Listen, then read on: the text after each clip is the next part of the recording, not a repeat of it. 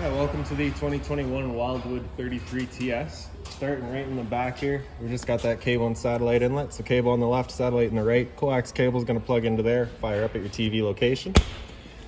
In the end of the bumper here, we're just going to pull that bumper cap off, reach in a little bit, and we got your sewer hose here. So once this guy's fully extended, it is about 20 feet long. Just take note of those two ears in the adapter here. That's how we'll hook it into your sewer system. The storage in the bumper here just helping to keep any sort of stench out of the unit. Right. In this corner, as well as in each corner of the trailer, you've got these stabilizer jacks. So what they're going to do is they're just going to come down to the ground, contact it, another turn or two just to firm them up, and then it'll just get rid of any sort of bounce or sway in the unit that it may have right now. Additionally, you got this JT strong arms back here, so you just get that T-latch, loosen them off whenever you're running those stabilizers, whether it be up or down, just allows the bar to slide inside of it. And then once you are set, you're just going to tighten it down, just prevents any sort of forward and back movement. All right. Making our way down, we got a black tank flush valve here. So you may notice over time you've dumped out your black tank. You know for a fact it is empty, but it's still reading a third or 2/3, whatever it may be. You're just gonna take a water hose, stick it into there, open up your black valve, which we'll go over in a minute, and that'll just turn on, and then you'll just turn on the water, and that'll just kind of flush the tank out for you, getting rid of any sort of debris that might be causing your issue. And right behind this port here, if you just pop it open, we do have your shore cord in here. So once this guy's pulled out all the way, it is about 20-25 feet long. Standard 30 amp end there. Most of the campsites are gonna have that. You can just plug straight on in and you're good to go. We do also provide you with a 15 amp adapter to go down to a standard household outlet, just in case you're looking to plug in at home to charge your batteries or run your fridge. Right down here, we've got your sewer system. So on the left, you got a black valve. On the right, you got a gray. So that black valve is controlling your black tank. The gray valve is controlling your gray tank. Your black tank is filled from your toilets. So of course, typically you're gonna be your dirtiest water. So when you're going out dumping your tanks, you're just gonna pull that cap off. You see it's got the same ears that your sewer hose had. It's just gonna press on, turn it to lock into place, and that's that. Then you're gonna dump that black valve, allow that to drain out completely. Once that's done, we'll come to the gray and open that up and let that flow out last. The reason we're doing that gray last is because it's filled from your sinks and your shower. So typically your cleanest water just helps keep that hose as clean as possible. Coming right down the side all the way up to the front. We just got your one storage compartment here. So it just pops on open. Magnetic latch up top holds it open for you.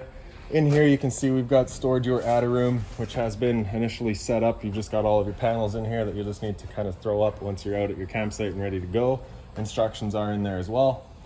You can also see we do provide you with a water hose as well as the park adapter I was just telling you about. All right. Up on the wall here and towards the front, you've also got this little 3/4 inch drive bit for doing all of your stabilizer jacks. Right here's the manual override for your tongue jack, which I'll go over in a minute. And this one up top here is a little driver for all of those T-latches on your strong arms. All right. So close that back up, across to the front. Right in the back here, you just got that little port, pull off that little dust cap. We have this keyway right here, that is your battery disconnect. So you're just gonna line up that notch up top, press it in, turn it clockwise until it clicks, and that's your batteries turned on, connected to the trailer, allowing them to charge, run your 12-volt system, etc. When you're done, just turns clockwise, pull it out, and that's that, all right? Your battery itself is just housed in this little black box here. So as long as you're plugged in through that short cord in the back or through your 7-pin into your tow vehicle, that battery is charging for you. There's two little knobs back there. We'll just loosen them off, push them back, and you can open up your flap and you have access to your 2 propane tanks there. So I'm just gonna pull the cover off. So you can see they're just teed into your regulator there. So we'll just open up the one tank, allow that to go, and then once your propane system stops working, we'd just be closing that one off, opening up this tank to run off of it while the other one gets filled. No reason to be worried about backflow, as there are check valves in these hoses here preventing one tank from flowing into the other. Up front, we've got your tongue jack here. So on the right, you got a light switch there, and on the left, we have up and down. Right in the back with that knob there, if you just turn it and pull it off, straight down in there is that manual override for it. So if your batteries were to die out, or if you were to lose power for some reason, you can still run it up and down with that jack that we've just shown you. Covers do just press onto place, and that's that. Over on this side of the unit here, this port, just pop it open. You do have a 3-in solar panel plug-in right there, so you're just gonna plug it into those 2 prongs, and that'll charge your batteries to run your 12-volt system. Along the side here, all those little white hangers are for your skirt of your attic room. Right by the entrance door, we've got your hot water tank here. So you just got that little keyway there, just line it up and you can pop the tank open, pull the cover right off of it, set it aside. Now before you ever turn it on, whether it be with the electric switch, which is just down here, or with propane, which is just inside the unit, you just want to hit this pressure relief valve up there, make sure that shot of water comes out. That little bit of water coming out is just letting you know it is full, it is in fact safe to fire it up, and you're not going to go burning out elements. If you don't get any water coming out of there, you just want to make sure your water system's turned on and this guy's filled up before you go firing it up. Once we get inside and fire it up with propane, I will go over a reset procedure. The button I'll refer to is just right here, right? Like I'd said, turning on with electricity, just a switch down there. For closing it back up, you just got the 2 pins in the bottom. You're gonna line up the hole, press it into place, line up the keyway, lock her down. You got your 2 exterior speakers here. They do have a blue light that'll come on with your awning light once it's turned on. Right up top here, you've got your stove vent. So of course, propane stove, whenever you're using it, is putting off fumes. So you want to be able to evacuate those. So you just get this flap back here, just open it up, and there you go. Once you're done, ready to go traveling again, just press it into place and it clicks in. This port right here is your freshwater tank connection. So you just take your water hose, stick it into there, turn on the water, and that'll fill up your freshwater tank. You know that tank is full once it starts spitting water out of that vent right there. The drain for that tank is just this one little white valve right there, right? So you're just gonna pull that and it'll drain itself out. Simple as that. Right here, you've got the return air and the exhaust for your furnace. So if you're ever running your furnace, you just wanna make sure nothing's blocking that. It does get hot. GFI protected outlet out here. And then right to the back, you've got your exterior kitchen. So you just got all the latches there, undo all of them. And we can pull it on open. And there we go. Up on the right side here, you just get that one light there. Storage with the cubbies all across the top. Cable and satellite outlet, as well as a power outlet. Hot and cold water here, of course. A little outside fridge. Temp selections in the top right there. And then on this side, you just get the couple of hangers there as well. All right. Now we'll just close your back up. So to the back of the units here, we do have your city water connection. So your same water hose is just going to plug into there, turn it on, and that'll pressurize the water lines throughout the unit. Out here, we've also got your barbecue. So you just have that travel latch on the side there. Just going to pull that pin out. There you go. Swing the barbecue over. So you get 2 positions here. You can have it lined up at that hole, or you can push it right in, just kind of based on where you'd like it compared to your outside kitchen there. All right. Then the 2 latches in the back here, just undo them. Pull that Velcro off, get rid of the cover.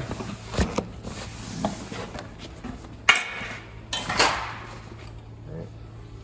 Then you get the 2 latches in the front there, just undo them. Flip it open, and we've got your hose in here, right? So you do have that collar there, just pull that back, undoes itself. Then right down here, you get this dust cap inside your quick connect. We're gonna pull that off. Now one thing down here is you do have that valve. So with that valve open, allowing the flow, you can't undo that collar. So you just gotta close that off, and then you can push it back. Stick your hose in there, open up the flow. And then this end is just going right in the bottom of your knob there, all right?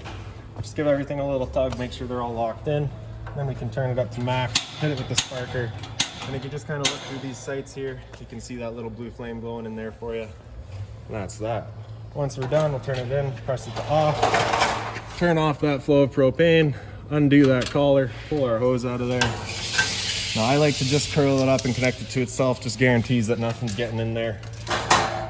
Close it back up, latches again. And the cover, if you do have it open, you can kind of see it does almost have the same sort of curvature that your barbecue has. So that's the easiest way to put it on.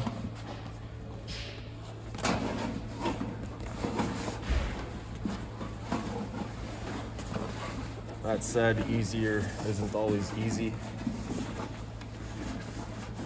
It does still fight a little.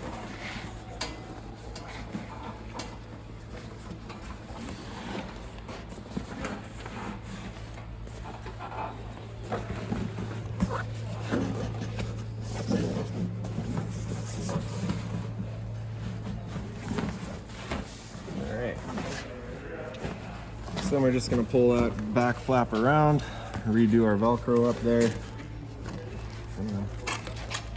and then just these straps into place.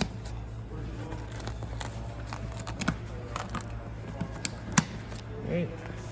And then we'll just tuck her back away. Making sure that that travel latch is still in there. And there we go. Just double check our dust cap here. And now we'll make our way inside. So for your assist handle, just up 90 degrees, falls into place. Open up the door. And then for your steps, you just get that little blue latch there, just pull it over, and the steps will fall on out. You'll notice those two pins right there. If you just pull them down, you can adjust the height of your legs. Okay, when we first get inside the unit here, right up on the left side there, we've got your fire extinguisher. So standard, pull the pin, point, and shoot. And up top here, we've got your monitor panel. So center in the right there, we've got your light switch, does all of your interior lights in the living room here. On the left, that light switch does your awning light. For your awning, just press and hold out, and the awning will make its way out.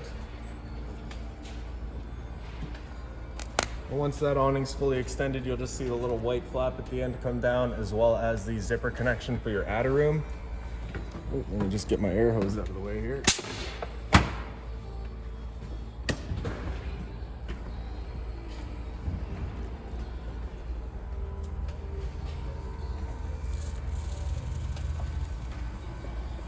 So that's that flap I'm talking about, as well as the zipper connection for your attic room. All right, so your attic room is literally just got panels that are gonna zip onto there. That's that, super simple. Don't overthink it. If it were to start raining, your awning is of course going to be holding water. So at that point, you can just come to either arm, front or rear, pull down on it. You can see that changes the angle of the awning out at the head. This will also make installing your attic room easier. So you can also come to the front arm, pull it down as well. You can see you just gain yourself that extra little bit of space there with a little bit more shade as well. Now before you bring the awning back in, you just want to make sure it is fully extended and back out straight, just so that you're not running the risk of bending anything on their way back in. All right. Additionally, once you get up to about 15-20 kilometers an hour of wind, you want to bring it back in anyways, just because it is a big wind catch and you do run the risk of bending your arms again. All right. So just pressing and holding in, that awning will make its way back in. Now you always want to make sure that that fabric is staying over top of that tube, just ensures that it's not going to hold water. Of course, if it does, it's going to just be accelerating the growth of mold and mildew.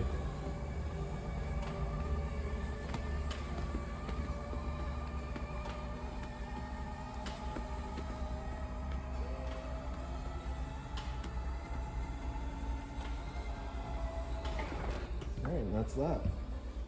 So right beside that, we got your slide room switch. Just press and hold out, and the slide will make its way out. Once that slide is fully extended, you'll just hear some clicks from the motors letting you know they've reached their stall.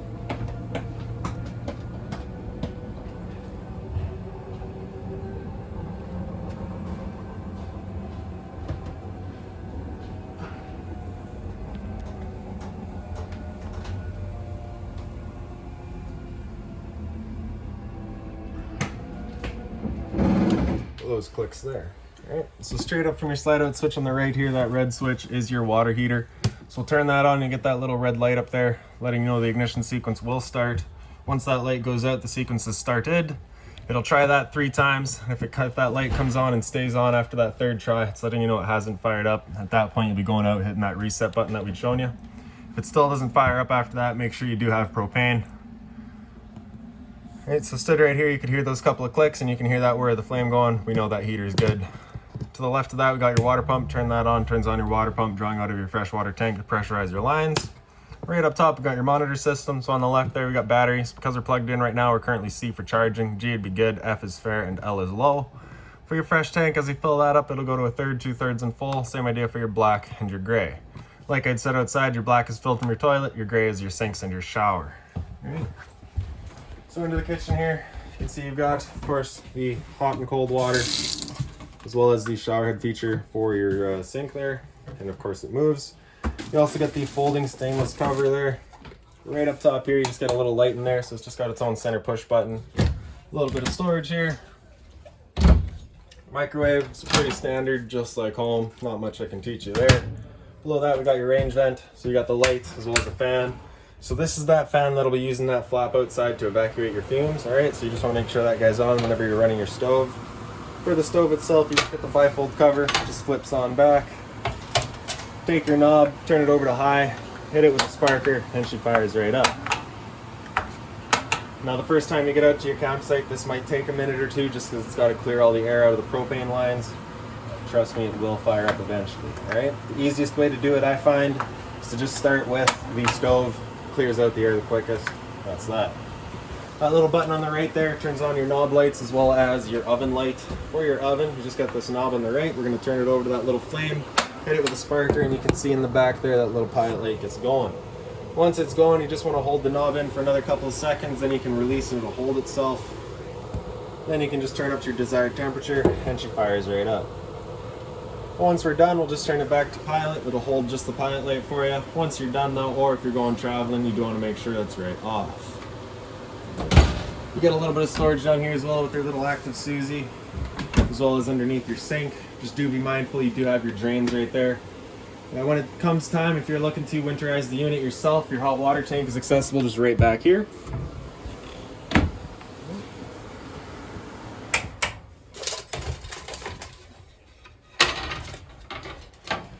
Okay, and for your fridge, it is fully 12 volts, so as long as your battery is charging or charged, this thing is going for you.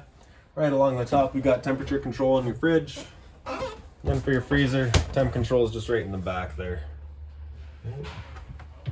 Little travel latch there just to hold it for you. Right down here, this little black box is a propane detector. So if there's ever a propane leak in the trailer, propane's heavier than air, it'll sit on the floor. This guy detects it and starts going off. Right here, you've got your thermostat, so just press that bar in the bottom, will wake it up, it'll start from off, and then we can go into our fan speed. So with that low fan, it's just gonna run the low fan, it's just gonna be moving air, there's no cooling involved to that. After low, you can hit that bar again, it'll come into high and use just the high fan. After that, it'll come into cool high, so it's gonna run that fan on high all the time, cycling and cooling in and out as needed. Same idea, but with low, right? And then once you go into low auto, it'll cycle that fan and the cooling in and out as needed, so it'll actually turn off and on to cycle through and keep you at your target temperature. As for selecting your temperature, you just get the arrows here. Right. Same thing for your high there. Now with the air conditioner running, you basically get two different options. You can have these two louvers here closed, in which case it's using all of the ceiling ducting to move its air. Or you can just open them up and it'll dump all of its air into the living room here. So when you first get out to your campsite, you're gonna want to open those up, cool off this air as quickly as you can, then we'll close them off and move the air throughout. Okay. After cool with that bar again, we'll come into heat. Again, just selecting our temperature with the arrows there. It'll turn off the air conditioner and turn on the furnace. There we go. The furnace is moving its air through all of the floor registers. Now the first couple of times you use that furnace, you might get a little bit of a smell throughout the trailer. It's a new furnace smell. I wish I could help you, sorry. Hit that bar again after heat, it'll just come into off and kind of cycle back around. Alright. So right here you got your bathroom. As we come inside, we just got the light switch right up on the wall here. Right above that we got your roof vent. Just turn that knob to open it up. You got the little switch in the corner here, turns on the fan. Your toilet's here with the foot lever just on the right side there. And then the medicine cabinet. So the medicine cabinet just has this little elastic on the side there. Just slides into that notch right there just to hold it open as a travel latch. Or hard to close, sorry. Below that we've got your GFI protected outlet. So test on the bottom, reset on top. If you ever have an outlet that doesn't work, it's a good thing to come and check. Sink with, of course, hot and cold water. A little bit of storage below it. Again, just being mindful of your drains back there, as well as the water lines. For your shower, you just got that one travel latch. Just undo that. Slide it open, standard head, hot and cold water, of course, and that's that.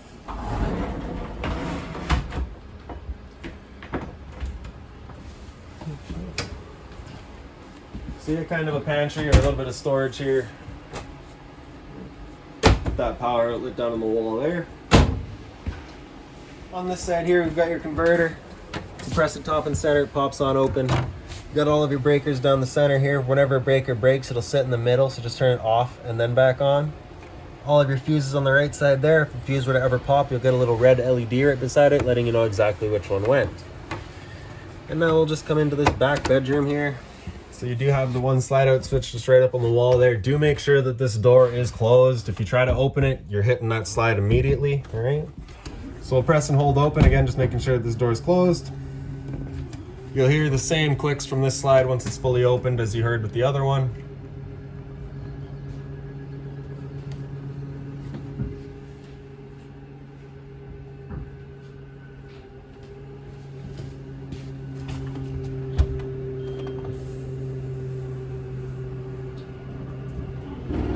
There we go.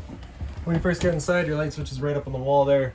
They have this up here, which I originally thought was a TV backer. I believe your TV backer is actually right here though, lining up with your outlet and your cable and satellite outlets, right? A little bit of closet space below the bunk with the little ladder on this side here. So it just kind of pulls up, slides out, and there you go, tucks back away. And then behind us here, we just got the little entertainment area, the seating area. Light right up top here, pops on. USB charging as well as a power outlet in the wall there. And this bunk up top just has the one travel latch on the side there, so we'll just pull that out. And we can flip this bunk down, giving you the additional sleeping area. For the emergency exit here, you're just gonna pull that red tab to get rid of the screen, throw that guy outside and hop on out. Putting this bunk back away, you're just pushing it back and sliding that into place. Simple as that. That's about it for back here.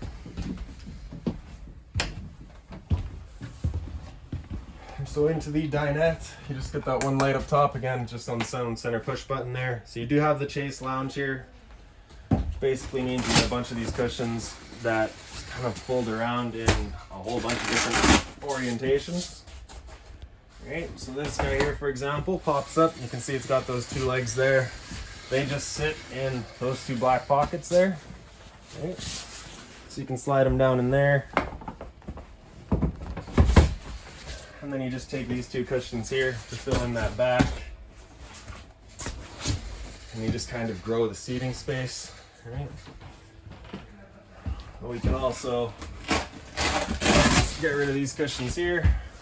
Take this guy up and out, throw him right out of the way. We can pull up on the dinette here, throw it off to the side and get rid of the legs. Then you see you just got the two little ledges there, I guess, that the dinette will sit onto.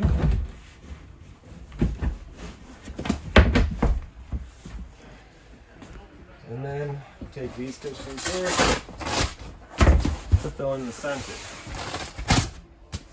as well as that one there, right? So you got all that extra kind of seating space, bedding space, whatever you want to use it for, really. All right, we'll pull that back up, press those legs back into place. Put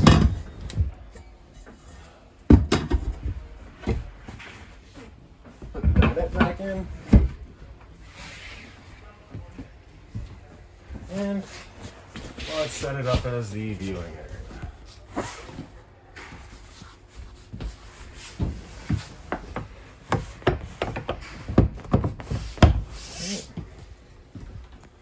So underneath the two dinettes, you do get a little bit of storage, as well as a couple of Tupperwares. Same thing underneath the couch. All right. For the couch, if you just pick up the foot, it does also fold down. Right. For folding it back up, you just kind of need to give the back a little bit of encouragement to pull out a bit, and it pops right over. So this light switch up on the wall does a little accent light above the slide. Also right above your slide is your smoke detector. Awful thing. TV backer right back here with that run through down to the pre-wire for Wi-Fi, your power outlet, your antenna outlet down in the bottom there. For turning that antenna on, you just get that button there, turns on that green light, letting you know your antenna is turned on and receiving signal. It does also boost your radio signal if you're having trouble with a clear reception there. Right above that is your cable and satellite outlet. Okay. For your stereo, power button, of course, turn it on. So, there you go. On the right side here, you just kind of got your volume. Left side is down, right side up. On the full right is mute. So speaker set 2 is your outside set. Speaker set 1 is your soundbar itself. You got all of your seeks as well as your play and pause on the side. For your modes, cycle through all of that. So you got auxiliary right here.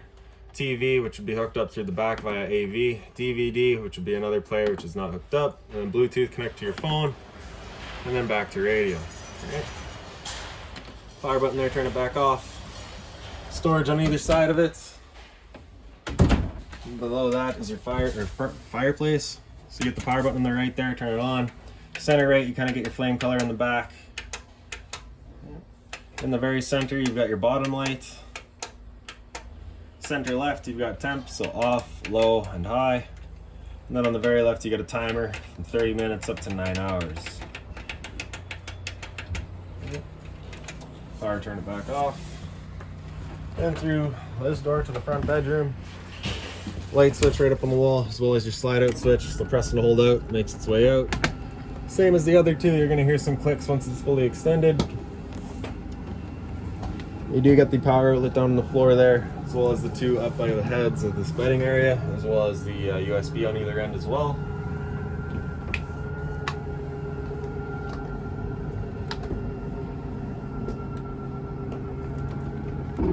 There we go. And if you just pull up at the foot of your bed, you do get storage underneath here. Right up top of the bed, you have the one light as well. The barn door closet, just got the travel latches on either side. Get you a better look from over there. Alright. And you get the little closet space here as well. Alright. A little bit of storage down here as well. And that's about that. So, actually right here you do have a TV backer as well, cable and satellite outlet and power outlet, and that's that. So if you've got any other questions on the unit, please feel free to give us a call, 204-237-7272.